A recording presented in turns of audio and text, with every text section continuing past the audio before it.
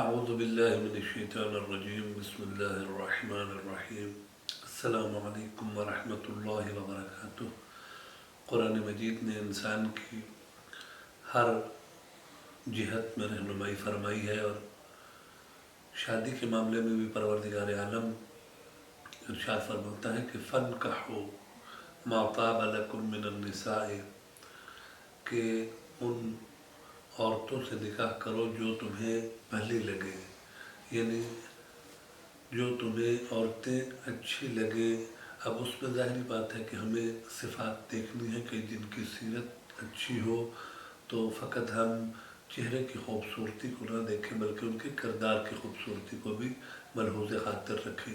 تو یہاں پر قرآن مجید میں بھی پروردگار عالم ارشاد فرماتا ہے کہ شادی جو ہے وہ باہمی رضا اور انسان کی اپنی دلی رضائیت سے ہونی چاہیے۔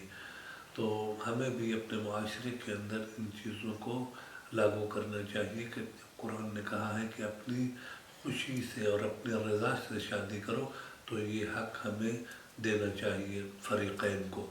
اللہم صلی علی محمد و آل محمد۔